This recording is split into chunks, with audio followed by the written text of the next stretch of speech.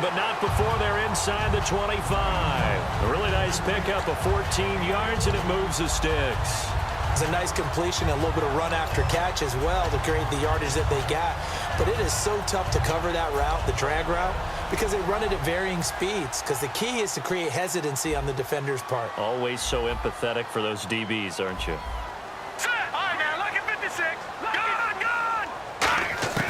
They'll look to throw now on first down. He's going to take a shot for the end zone. Trying to get it to Beckham, and it's intercepted. A great read, and it's picked off. And Tampa Bay trots out there now.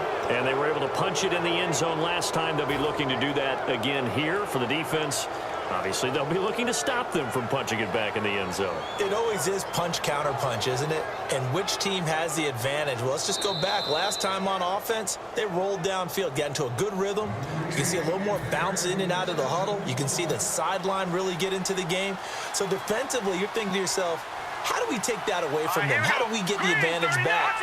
Let's see what they come up with. I think pressure is always the first way to go. You love pressure. I love it. We'll see if they dial it up this drive. And he'll be brought down here at the 28. Just what you want on a first down run. Call it 8 yards, and it's 2nd and 2.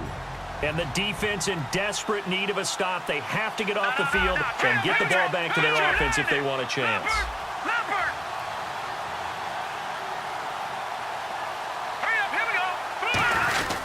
A give to the fullback on the dive. And they'll take him down at the 31-yard line. 3 yards there, good enough to keep the drive moving. Well, not a lot of flash and dash on that play. 2nd and 2, and they hand it to the big man. And he ends up picking up a first down. A little bit of gray area there, though. But I think what they thought, hey, we hand it to him here. If we come back and don't get it, we still got another down to try and pick it up.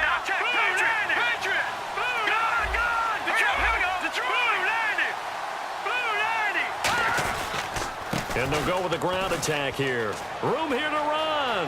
And a cut to the right and some open field here. And give them a gain of 37. Sometimes those lines that are drawn on a grease board or in a playbook, they come to life out on the field, don't they? And we just saw down that outside handoff to the right. That right tackle, he gets excited for that call, doesn't he? He does, because he just wants to dominate his guy and say, listen, I was the point of attack. I took care of business. That's why you're able to get downfield and add all those yards to your total. Yeah, really nice gain there. They'll run it here. This is their fullback getting the carry. And he's going to be hemmed in and brought down right at the line of scrimmage.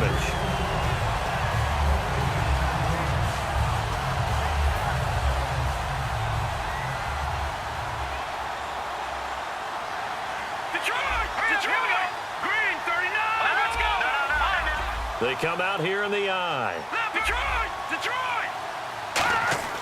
That one looks like he'll throw here. And complete over the middle, Safarian Jenkins. And a nice gain of 21 yards. Well, clearly one of his advantages as a passer is his height. Sit back in the pocket, fired over the middle. That makes things tougher defensively, doesn't it? It really does, because your goal is to move the quarterback off his initial spot when he gets his drop back completed.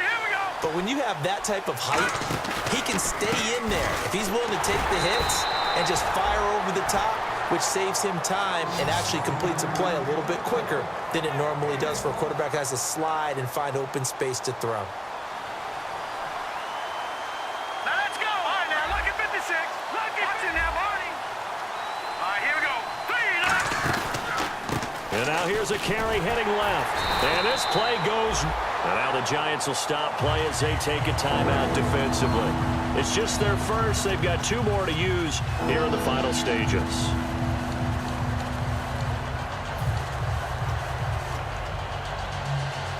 Seventh play of this drive coming up, but a long way to go on 3rd down. Detroit! Detroit! Blue 90! Blue 90!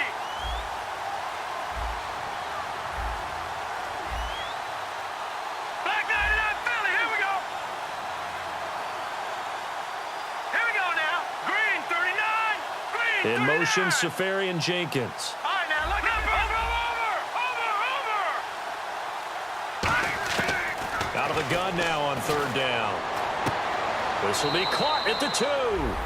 And he's into the end zone. Touchdown, Buccaneers. Their dangerous wide receiver. His third touchdown now on the year. And the Bucs are going to add on to their lead.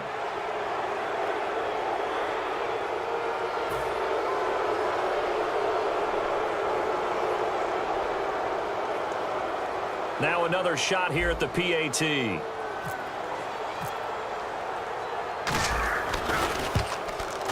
And it's no good. Oh, he misses the extra point, and our score stays right where it is.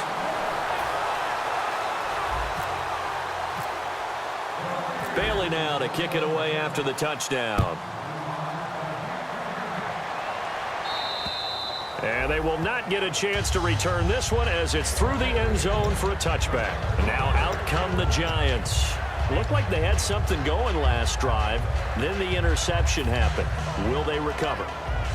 The memory they need to keep with them is that they did have something going. They were moving the ball on offense, had a nice sequence going.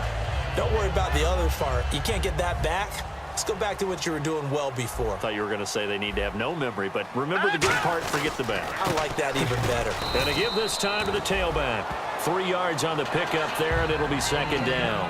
We always like to talk about defense in terms of levels. First level defensive line, second level linebackers, third level defensive backs. On that run, that was what we call a first level run, and it was stopped by a second level player. Now they'll run it on the toss. And he is going to lose yardage here. Now hold everything here. We're going to get a timeout by the offense. That'll leave them with just one remaining in this fourth quarter of play.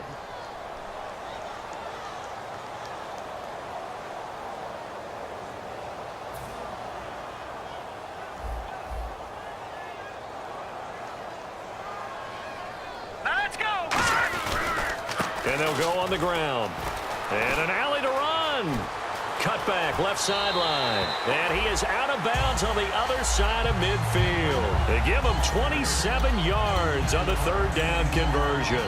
I don't care what anyone says. To me, it takes a little bit of intestinal fortitude to call a running play in this down and distance. I mean, you're talking 3rd and 10, and sometimes the angles line up really well on a running play. Well, it caught him totally off guard, obviously. I think you catch him in some pass drops, and now you're able to fire out and get some space and create it for your runner and let your blockers get a good approach attack on the defenders. And they're going to speed things up here. Now a handoff here to his running back. And some room to maneuver. And he's free going down the left side. It's a foot race. And all the way in. Touchdown, New York. A great effort there. His second touchdown of the game, his third on the year. And the Giants able to get this back within a touchdown.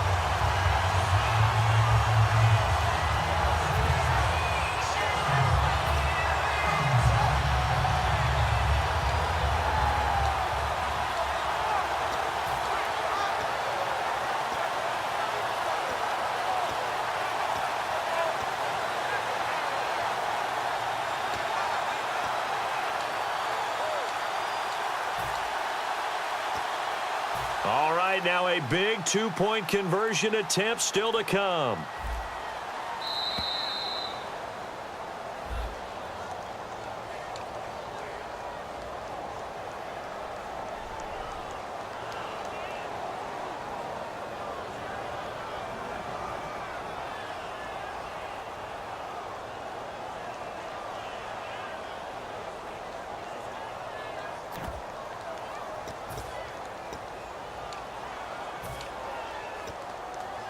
They'll again try for two, this time from the 7.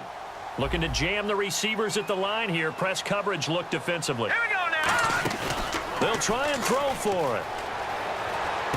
That is caught at the 7-yard line. And he is not going to get in here. So the decision to go for two does not pay off as they're unable to cut any further into their deficit. So with 13 on the clock, it's time for an onside kick. And this is going to be recovered by the hands team. And that should just about put a capper on this one. Fourth quarter, they felt like they needed the football back. Unfortunately, they couldn't get it. And I know we brought analytics into the game, and someone has said here that the data says that when a team's expecting an onside kick, 80% of the time, the team expecting it, they do actually recover the ball, which is what we saw here. I just wonder if that number is much more of a anecdotal type of a number. Kind of like when the coaches tell us, well, when you score on special teams, 93% of the time you win the game. I'm still waiting to see that number is empirical. They come out here in the eye. They'll give it to him right up the gut.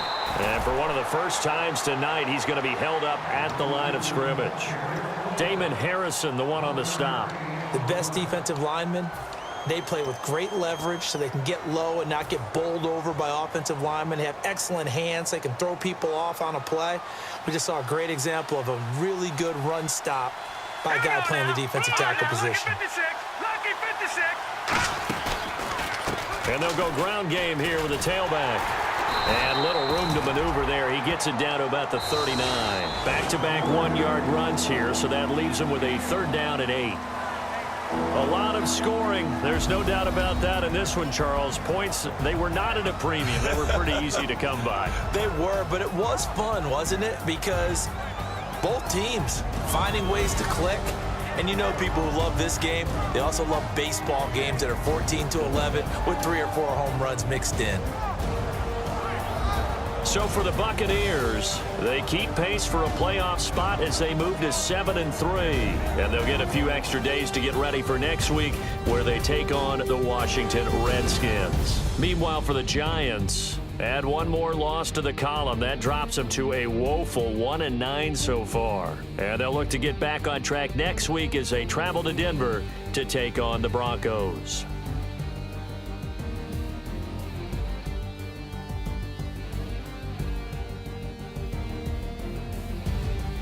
That'll do it for us. For Charles Davis and all our hardworking crew, I'm Brandon Gaudin. You've been watching the NFL on EA Sports. For more, find us on Twitter at EA Madden NFL.